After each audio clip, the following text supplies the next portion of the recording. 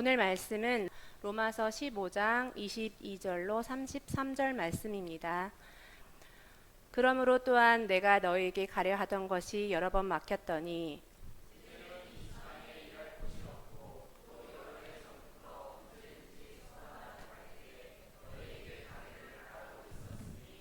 이는 지나가는 길에 너희를 보고 먼저 너희와 사귐으로 얼마간 기쁨을 가진 후에 너희가 그리로 보내주기를 바람이라.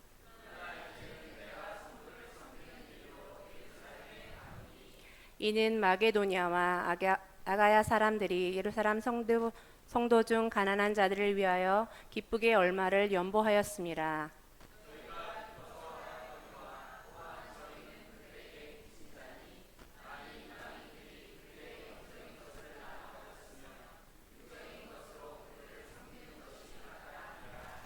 그러므로 내가 이 일을 마치고 이 열매를 그들에게 확증한 후에 너희에게 들렀다가 서반으로 가리라.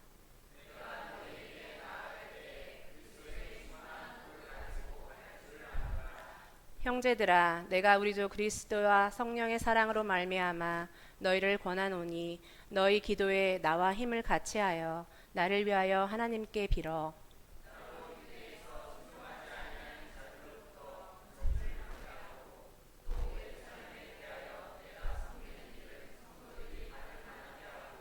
나로 하나님의 뜻을 따라 기쁨으로 너희에게 나아가 너희와 함께 편히 쉬게 하라. 평강의 하나님께서 너희 모든 사랑과 함께 계실지어다. 아멘. 네, 오늘 로마 방문 계획 이런 제목으로 하나님의 말씀 증거하겠습니다. 오늘은 예배 마치고 공동회로 모입니다. 그래서 오늘 또 이렇게 또 하나님께서 또 절묘하게 성경 말씀 통해서 또 우리 교회가 어떤 교회가 되었으면 하는지 그런 말씀 나누려고 합니다. 몇 가지 교훈으로 은혜를 나누겠습니다. 첫 번째 교훈은요, 우리 교회가 선교에 동참하는 교회가 되기를 바랍니다. 22절부터 24절에서 교훈하고 있습니다. 예. 자, 22절부터 24절은 사도 바울이 로마 교회를 방문할 계획을 대략 설명하고 있습니다. 22절 보면 사도 바울이 그동안 로마에 가려고 하던 게 여러 번 막혔다 그래요. 이미 로마서 1장 13절에서도 사도 바울은 로마 교회 여러 번 방문하고자 계획했지만 번번이 가지 못했다고 합니다. 여러 번 길이 막혔다 이렇게 합니다. 여러 번 막혔다는 것은 직전 본문에서 사도 바울 선생님이 전도의 우선순위, 이미 복음이 전해진 곳, 교회가 있는 곳은 가지 않고 복음이 전해지지 않은 곳을 가서 이제 복음을 전했기 때문에 이미 로마에는 로마 교회가 있잖아요. 그래서 그 방문하는 이 계획이 점점 뒤로 우선순위가 밀려났다는 것입니다. 하지만 23절 보면 이제는 이 지방에 일할 곳도 없고 또 여러 해 전부터 언제든지 이 서바나는 그 스페인 지역을 얘기합니다. 거기 갈 계획을 잡았었고 24절에 서바나 가는 길에 로마에 잠깐 방문해서 로마 교회와 사귐을 가진 후에 로마 교회가 바울을 서바나로 보내주었으면 합니다. 이렇게 바람을 밝히고 있습니다. 이제는 이 지방에 일할 곳이 없다 그랬는데 AD 47년부터 사도 바울 선생님이 1차 전도 여행 시작했거든요. 지금은 제가 지도를 좀 가져왔는데요. 지중해 연안 1차, 2차, 3차 전도 여행을 하여튼 또 로마까지 방문하는 거를 이제 선 따라서 이렇게 보시면 되고요. 그러니까 AD 47년부터 지금 로마서가 AD 57년 말에서 58년 초에 기록하고 있거든요. 그러니까 한 10년 정도 돼요. 10년 정도 1차, 2차, 3차 전도 여행 10년 정도 했는데 이제는 이 지방에 일할 곳이 없고 웬만한 지역과 도시와 마을에 전도하고 복음을 다 전했다는 것입니다. 예를 들면 에베소 도시 같은 경우는 그 당시 소아시아에서 꽤 큰 도시인데 그곳에서 두란노 서원에서 만 2년 동안 복음을 전했고 에베소의 인근에 작은 위성 도시들이 있잖아요. 그럼 그곳에 사람들을 파견해서 또 그곳 사람들이 와서 복음을 듣고 자기 고향으로 돌아가서 복음을 전하는 그런 방식으로 복음을 전했습니다.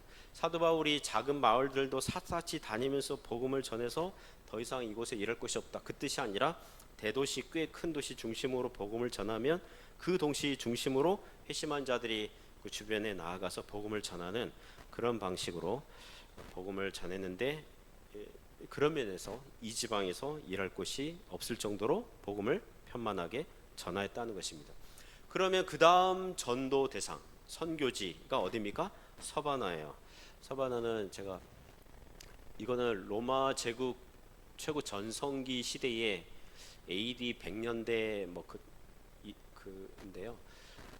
여러분 보실 때 제일 왼편에 스페인 쪽 있죠. 그곳이 서바나 지역입니다. 서방의 끝, 서방의 한계 지점 이렇게 불렸습니다. 로마에는 이미 교회가 있어요. 복음이 전해진 곳이에요. 그래서 사도 바울이 이 서바나로 갈 때에 로마를 잠깐 방문하고 성도의 교제를 한 후에 서바나로 갈 계획을 하고 있다는 것입니다. 그러면서 특별히 24절 보면 이렇게 말을 합니다. 바울이 로마 교회에 하고 싶은 말을 하는데, 너희를 보고 너희와 사귐으로 얼마간 기쁨을 가진 후에 너희가 그리로 보내주기를 바람이라. 아마도 사도 바울이 로마서 1장 15절에서 말한 것처럼 이제 로마 교회와 사귐 할 때 뭐 하겠다는 것입니까? 복음을 전하겠다는 겁니다.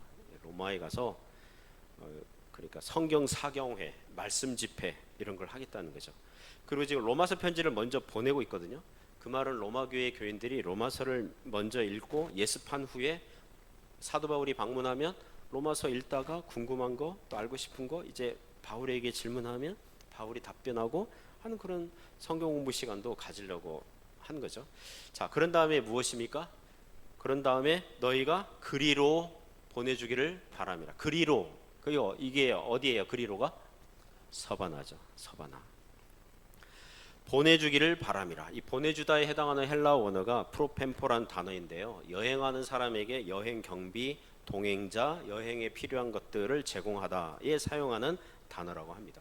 오늘날 식으로 말을 하면 바울은 로마 교회에게 무엇을 요청하고 있습니까? 선교 요청을 하고 있습니다. 선교 후원 비용과 함께 교인들 중에 사도 바울과 함께 동행할 수 있는 선교 동력자들도 같이 구하고 있는 셈입니다. 1차 전도 여행할 때 파송해주고 후원한 교회가 수리의 안디옥이라면 2차 전도 여행할 때 수리의 안디옥 교회가 역시 파송했고, 그리고 도중에 빌립보 교회가 세워지거든요. 2차 전도 여행 때 빌립보 교회가 강력하고 든든한 후원 교회가 돼요. 그리고 2차 전도 여행할 때 1차 전도 여행 시에 회심한 루스드라 지역에서 그 청년 디모데가 바울의 선교 동행자가 됩니다. 그리고 사도행전의 저자 누가도 동행합니다. 3차 전도 여행 때는 수리 안디옥 교회가 기본으로 이제 후원했을 거고, 또 에베소에서 3년 머무를 때에 빌립보 교회는 뭐 늘 여전히 후원하는 교회고, 에베소 또 거기가 또 후원하는 교회가 됐을 것입니다. 로마서를 기록하고 나서 또 그 예루살렘으로 돌아갈 때에 바울의 동력자들이 굉장히 더 많아졌다는 것을 사도행전 20장 가면 많은 사람들 알 수 있습니다. 그리고 참고로 지금 로마서를 기록하는 도시가 고린도 도시인데, 거기는 고린도 사람들은요, 바울이 다른 세속 철학자들처럼 뭘 가르치고 강사료, 강의료 이런 걸 받는다고 의심했기 때문에 고린도에서는 사도 바울이 소위 사례비 받지 않아요. 자기가 장막 만드는 일을 하면서 수입을 충당하면서 그렇게 사역을 했습니다. 그리고 앞으로 이 서바나 이 지역으로 선교 활동할 때는 어느 교회가 든든한 후원 교회가 되어주길 바라고 있다고요? 로마 교회가 든든한 후원자 되기를 바라고 있다는 것입니다. 그러니까 최소한 사도 바울은 로마 교회에게 선교 후원 요청을 해도 로마 교회는 고린도 교회처럼 시험 받아요, 안 받아요? 시험 안 받는 수준, 성숙한 교회로 지금 알아주고 있는 거죠. 제 신학교 동기생들이 한 80명 좌우 되거든요. 한 20-30%가 선교사로 갔어요. 선교사예요. 약 3분의 1 가깝게. 그 선교사님들과 교제를 같이 나눌 때가 많았는데, 많은 선교사님들이 재정 후원 때문에 어려움을 겪거든요. 제가 동기 선교사들에게 이런 얘기했습니다. 왜 선교 요청을 적극적으로 하지 않습니까? 어렵고 힘들다는 것을 왜 말하지 않습니까? 어렵다고 말하지 않으면 어떻게 후원할 수 있습니까? 그분들 대답이 뭐냐면 요청을 해봤다는 거죠.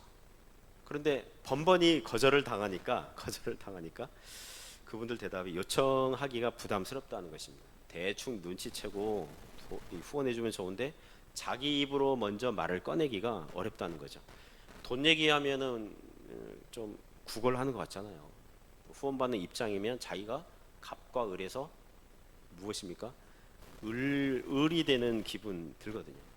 그래서 제가 이 동기 선교사님들에게 아니 이거는 주님의 일이고 거룩한 일이니까 담대하게 후원 요청 좀 해보라고 이렇게 한 적이 있었거든요.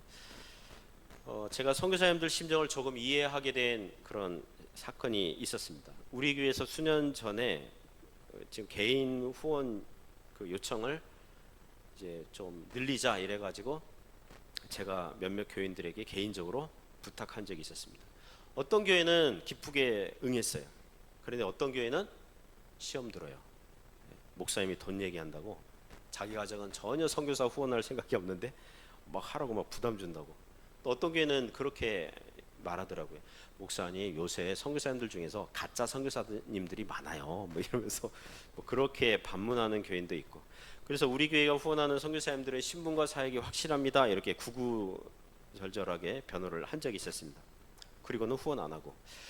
그제야 제가 선교사님들이 후원 얘기 꺼내는 걸 왜 부담스러워하는지 좀 기분을 느끼게 됐어요. 을과 같은 심정일 수밖에 없구나. 그 이후로는 제가 교인들에게 개인적으로 선교 후원 요청을 할까요, 안 할까요? 안 합니다. 안 하고요. 그냥 강단에서 공개적인 광고 정도 교인들에게 공개적으로 이제 요청하면 거기에 감동받는 교인들이 알아서 자발적으로 선교 후원하기를 바라고 있을 뿐이죠. 사도 바울도 고린도 교회에서는 돈 얘기하는 것을 조심스러워했거든요. 고린도 교회에게 예루살렘 교회를 돕자고 구제 헌금 요청을 했는데 다른 지역 교회들은 그 어떻게 보면 정해진 할당량을 다 채웠는데 고린도 교회는 아직 채우지 못했어요. 그래서 고린도후서 8장 9장에 보면 헌금에 대한 얘기 하거든요. 헌금에 대한 얘기 한다는 것은 그 교회가 잘 못하고 있다는 거거든요. 빌립보 교회는 늘 후원하는 일에 1등 교회였고요. 이제 로마 교회에게도 서바나 선교 활동에 동참을 요청하고 있다는 것입니다. 제 선교 후원 얘기를 잠깐 하자면 특별한 것은 없어요. 제가 후원이 없었던 대학생 때부터 후원 얘기를 들었어요. 교회에서 1990년대 초반에 그때는 뭐 교회에서 선교사 파송 요게 굉장히 드물었고 단지 청년부 선배 누님 한 분이 그 선교단체 간사가 돼서 선교사는 아니죠. 선교단체 간사가 되어서 청년부에게 후원 요청하더라고요. 그때 후원이란 말을 처음 들었어요. 그래서 뭐 좀 이렇게 한 적이 있었고 또 전도사가 되고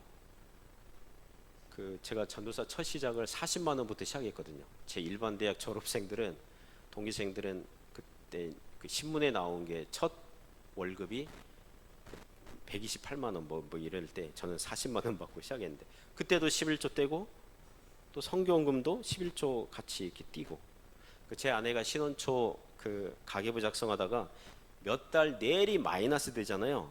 그러니까 더 이상 안 쓰더라고요. 지금까지 안 써요. 저는 믿는 것이 있는데요. 성도들의 헌금은 하늘의 보화를 쌓고 있다고 믿고 있습니다. 교회는 신자들은 먼저 그의 나라와 그의 의를 구하면 다른 모든 것들을 하나님께서 더하신다고 믿어야 될 줄 믿습니다. 지금은 덜하지만 이전에 우리 교회를 방문하는 선교사님들이 많이 계셨었어요. 그래서 선교사님들 방문하면 뭡니까 이게 이렇게 용돈 비슷한 것도 이렇게 후원비 이렇게 또 주고 드리고 밥 사주는 일도 이렇게 종종 했어요. 아내가 그때 저에게 별명을 붙여준 게 있어요. 재벌 3세. 마치 자기가 재벌 3세인 줄 알고 돈을 펑펑 쓴다는 거죠. 지난 수요일에도 나눴지만 캐나다에 사는 제 큰딸이 지난주에 전화 왔었어요. 교회에서 내년에 서리집사라고 요청이 왔다는 거죠. 그래서 아빠 서리집사가 너무 부담스러운데 지금 27, 28이거든요. 20대 때 서리집사 이게 너무 부담스러운데 하지 않을까 해야 되나 뭐 이렇게 아빠의 뭐라 할까요? 이렇게 조언 필요해서 전화 왔어요. 그래서 제가 이렇게 얘기했습니다. 서리집사의 서리는 임시라는 뜻이거든요. 임시. 1년직이에요. 1년직. 그래서 매년 연초에 교회 당회에서 임명을 하는 겁니다. 그러니까 1년직이니까 교회 당회에서 제가 딸에게 그랬어요. 교회 당회에서 너를 얼마든지 1년 만에 자를 수 있고 그래 너는 또 거부권을 행사할 수 있다. 1년 해보니까 너무 감당이 안 된다. 직분이란 면에서는 하나님 앞에서 귀한 직분이지만 장로, 권사, 안수, 집사에 비해서는 책임이 덜한 직분이니까 그렇게 너무 부담스러워하지 말고 해도 된다. 그래서 어제 통화하게 되는데 하겠다고 하더라고요. 그래서 제가 딸에게 그랬어요. 서리 집사 되려면 두 가지 잘해야 된다. 첫 번째는 주일 성수. 딸이 주일 성수는 잘한대요. 두 번째는 11조다.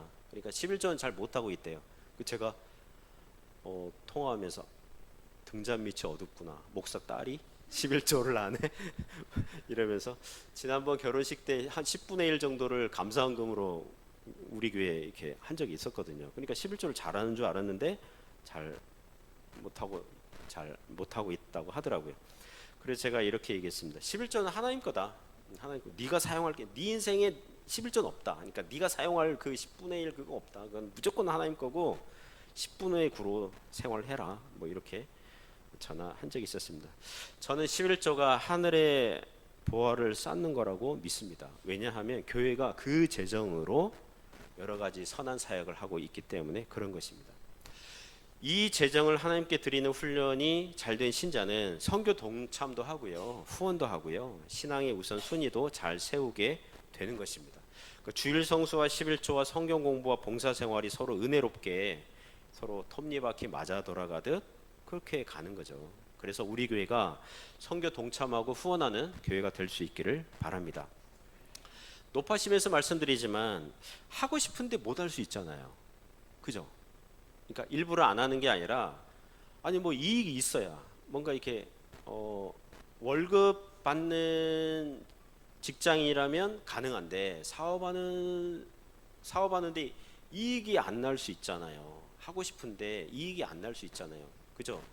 그때는 뭐 11조 드리지 못하는 거죠. 그러면 하나님께 기도하십시오. 하나님 11조 할 수 있도록 열어주세요. 은혜를 주세요. 이러면서 그렇게 가면 돼요. 그런 은혜가 있기를 바랍니다. 두 번째는 우리 교회가 구제하는 교회가 될 수 있기를 바랍니다. 25절부터 29절에서 교훈하는데요. 지금까지 읽다 보면 사도 바울 선생님이 곧 로마에 방문하려고 하는구나 이랬는데 실은 제가 예루살렘으로 가야 돼요. 이렇게 지금 말하고 있습니다. 로마서를 기록하는 시기가 바울의 3차 전도 여행 막바지입니다.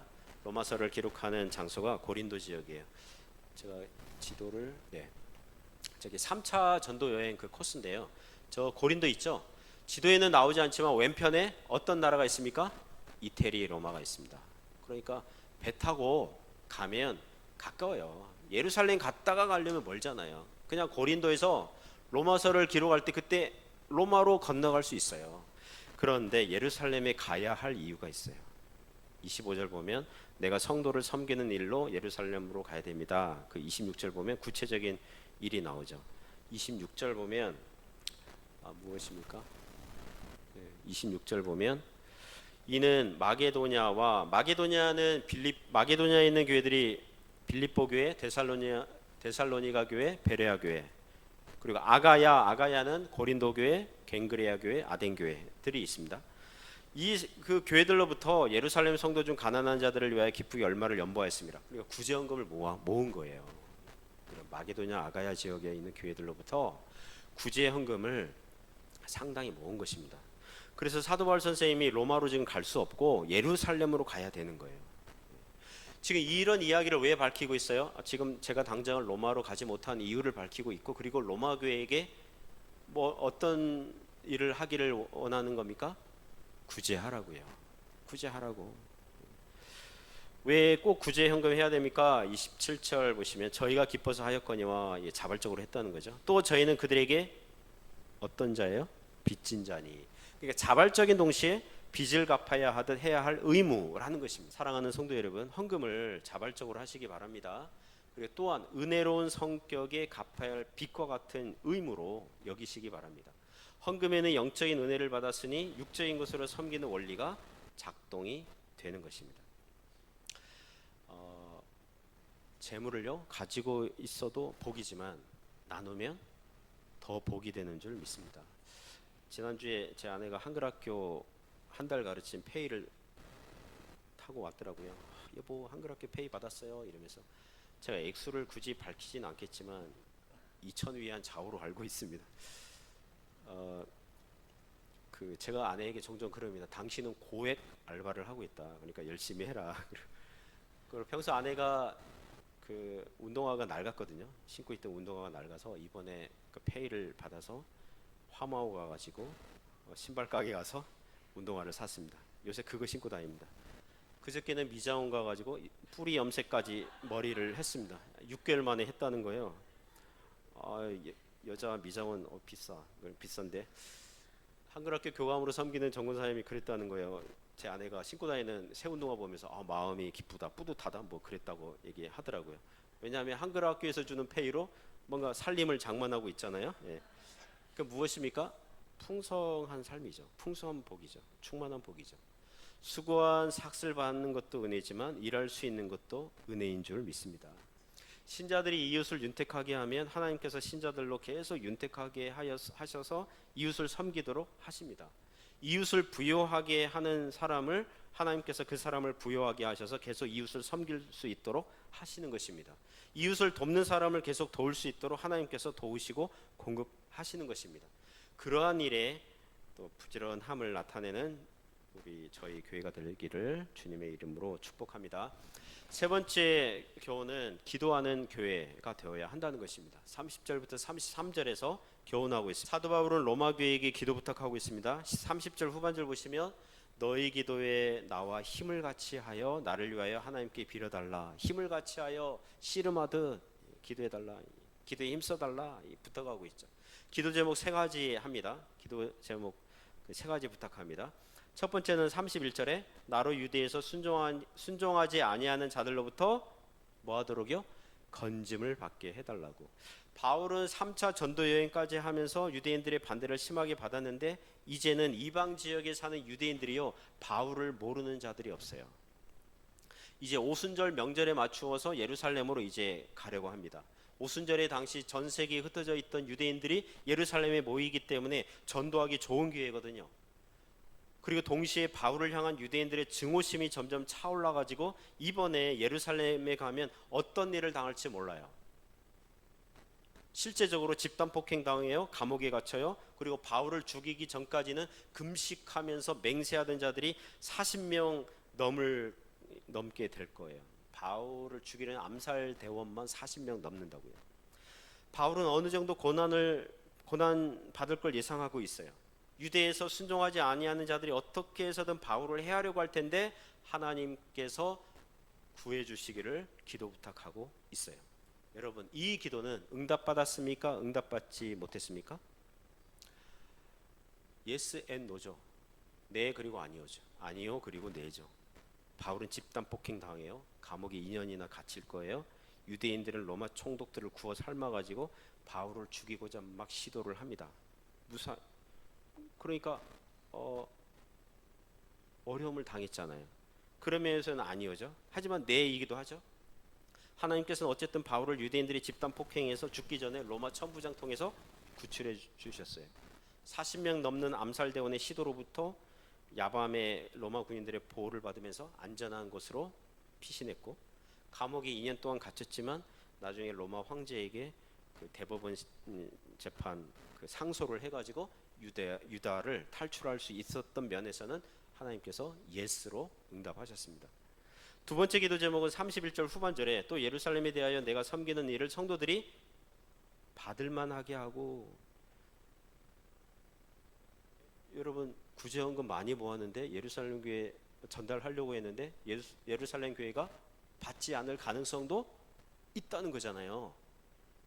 예루살렘 교회가 우리가 거지냐? 이렇게 반응하는 건 아니겠지만 그 예루살렘 교회가 유대주의자들도 많았거든요. 이방인들로부터는 거는 부정하다, 더럽다, 이방인들과 우리는 다르다 이러면서 그 거리를 두려는 사람들이 있었다고요. 그러니까 이번에 구제헌금을 전달하면서 그리스도 안에서 이방인 교회와 유대인 교회가 하나다, 연합과 일치를 누리고자 그렇게 지금 기도 부탁하고 있는 것입니다. 세 번째 기도 부탁은 32절에 32절에서 그 잘 돌아올 수 있도록 그죠? 나로 하나님의 뜻을 따라 기쁨으로 너희에게 나아가 너희와 함께 편히 쉬게 하라. 자, 응답 받았습니까? 응답 받지 않았습니까? 응답 받은 것 같기도 하고 아닌 것 같기도 하고 받았죠. 예, 그런 거예요. 바울이 로마로 오긴 왔지만 죄수로 왔어요. 배를 타고 왔지만 죽을 뻔했어요. 그죠? 그래서 어쨌든 왔어요. 로마로 오긴 왔어요. 자, 이런 기도 부탁과 응답의 내용을 보면서 사도 바울은 기도한 대로 되었어요. 기도한 대로 되지 않았어요? 전체적으로는 기도 부탁한 대로 됐습니다. 하지만 그 과정은 쉬웠어요? 어려웠어요? 어려웠어요. 사랑하는 성도 여러분, 기도는요, 우리 생각으로는 쉽고 빠르고 단순하게 진행될 것 같았는데 의외로 어렵고 느리고 복잡하게 진행되는 것들이 많이 있습니다. 목사님, 제가 기도했습니다. 그래서 뭐 어쩌라고요? 기도했습니다. 이거는 빠르고 신속하게 응답이 아니, 그렇게 생각하시면 안 돼요. 여러분, 하나님께 드리는 기도는 하나님의 주권과 섭리를 믿는 믿음으로 해야 될 줄 믿습니다. 32절 보면 하나님의 뜻을 따라해요. 하나님의 뜻을 따라 나의 원대로 마옵시고 아버지의 뜻대로 되기를 원합니다. 이거예요. 그리고 33절에 이렇게 축복합니다. 평강의 하나님께서 너희 모든 사람과 함께 계실지어다. 아멘. 우리 하나님께서 우리로 하여금 좁은 길, 어려운 길, 힘든 길 가게 하실 수 있어요. 그러나 하나님의 목적은 무엇입니까? 평강의 하나님이에요. 평강 주시기를 원하십니다. 주님 안에 있는 평강을 그 누구도 빼앗을 수 없고요. 사도 바울이 감옥에서도 풍랑 있는 바다를 항해 가는 배 안에서도 바울을 죽이려고 덤벼드는 자들 앞에서도 우리 하나님께서는 사도 바울에게 평강을 주시는 것입니다. 오늘 우리가 공동회의 하는데 여러 안건 중에서 우리 교회는 매 5년마다 담임 목사 신임 투표하는 교회법 정관이 있습니다. 우리 교회가 한국의 어느 교단에 소속되지 않은 독립교회이고 그냥 달랑 우리 교회 하나만 있어요. 우리 교회 일은 우리 교회가 어쨌든 책임을 져야 돼요. 물론 영적으로는 그리스도를 섬기는 온 지구상의 보편적인 교회들과 그리스도 안에서 연합하고 있어요. 그러나 교회 행정과 법적으로는 우리 교회에서 발생하는 일들을 처리하는 것은 우리 교회의 권한이고 의무고 책임이고 몫이에요. 만일 우리가 한국 교단에 소속된 교회라면 교회 안에 만일 문제가 발생하면 지역 노회에서 그 상위 기관, 그죠? 상위 기관이 와서 문제를 해결할 수 있어요. 그러나 그게 아니잖아요. 우리 교회에 문제가 발생하면 교회 내 문제를 처리해주고 해결해줄 상위 기관이 없어요. 우리가 해결을 해야 돼요. 우리 교회 안에서 해결해야 돼요. 자, 그럼 교회들의 많은 문제들 중에서 문제의 원인 제공자는 목사에게 많아요? 교인들에게 많아요? 오늘날 많은 교회의 문제는 목사 때문이에요? 교인들 때문이에요? 저는 교인들 때문이라고 이렇게 목사가 많죠. 예. 안타깝게도 목사들 때문에 교회 문제가 많이 발생하죠. 교인들이 목사의 권한을 그래서 우리 교회는 제한하고 견제할 수 있는 제도를 정했으니 담임 목사 5년마다 신임 투표를 하는 것입니다. 저는요 임기가 5년짜리 목사예요. 5년마다 재갱신을 해야 돼요. 계약 재갱신을 해야 돼요. 이런 제도를 두는 교회들이 한국이나 해외에 꽤 있습니다. 상해 연합교회도 이런 제도 있는 걸로 알고 있습니다. 저 개인적으로는요 교인들의 표를 얻어야 되니까 교인들의 비위를 맞추는 사람을 기쁘게 하는 방식으로 목회를 하지 않아요. 주님을 기쁘시게 하고 진리 안에서 하려고 해요. 하지만 이 5년마다 신임 투표하는 이 법 이것 때문에 제가 인간적인 교만이나 그리고 교인들과 의논하지 않고 권위주의 방식으로 목회하지 않도록 겸손케 하는 역할과 기능은 하고 있어요. 예, 그렇게 하고 있어요. 감사하게도 그동안 시민 투표할 때마다 거의 공산당 그 대회 득표율 90% 95% 이상 막 찬성표를 받았어요. 물론 소수의 반대표는 꾸준히 나왔어요. 안 나온 때가 없었어요. 적게는 한 표부터 많게는 뭐 3표, 4표 막 나왔어요. 그러면 저는 공동회의 끝나고 집에 가서 도대체 어느 교인이 나에게 반대표를 던졌나 이렇게 추측을 하고 제 자존심에 스크래치 당하고 막 그런 일이 있었지만 여전히 겸손케 하는 기능을 하고 있어요. 금요일 오전에 줌 기도회 하는 그 목사 선교사님들 온라인 기도 모임 있거든요. 거기서도 기도 제목 부탁드렸어요. 신임 투표는 50% 이상 과반수 찬성표가 나오면 다시 5년 목회할 수 있어요. 그러니까 기도 제목을 이번에 과반수 이상 나와서 계속 목회할 수 있도록 이제 기도 부탁했고, 반대표 나오더라도 너무 그것 때문에 속쓰려하지 말고 괴로워하지 말고 반대표 던진 교인들을 미워하지 않도록 기도 부탁을 했어요. 교회의 은혜가 되고 덕이 되고 또 평강이 임하도록. 여러분 중에 혹시 100% 찬성표가 나오면 오 목사님이 교만하게 되니까 나라도 반대표를 던져야겠다, 이렇게 앞장서지는 마세요. 겸손은 제가 알아서 할 거예요. 이런 것도 기도 제목 이게 뭐 올리고 뭐 기도할 수 있죠. 여러분 교회에서 하는 것들은요 다 기도예요. 특히 주보 있잖아요. 주보의 광고들 다 기도 제목으로 삼으시기 바랍니다. 교회에서 그 예를 들면 찬양팀, 뭐 반주자, 또 이 뭡니까 예배 인도하는 우리 그 장로님들, 뭐 대표에 기도하는 분들, 성경 봉독까지도 그 예배가 하나님께 영광을 올려 드릴 수 있도록 기도하시기 바랍니다. 그리고 공동회에 광고 나오고 막 이러면 그를 위해서 여러분 기도하셔야 돼요. 그런 행사를 위해서. 또 성탄절 있잖아요. 또 교회학교 발표 있잖아요. 그 아이들을 위해서 기도하고, 또 연말 또 내년 기대하면서 기도하고. 지난 주일에는 예배 마치고 예결산 위원회를 했습니다. 예결산 위원들이 머리 싸매고 가장 열심히 몰두한 것은 내년에 어디를 절약할 것인가, 어디를 허리띠 졸라맬 것인가 의논했어요. 자, 예결산 위원회 끝났어요. 오늘 아마 뭐 보고하겠죠. 그리고 교회는 뭐 해야 됩니까? 기도해야 됩니다. 기도해야 돼요.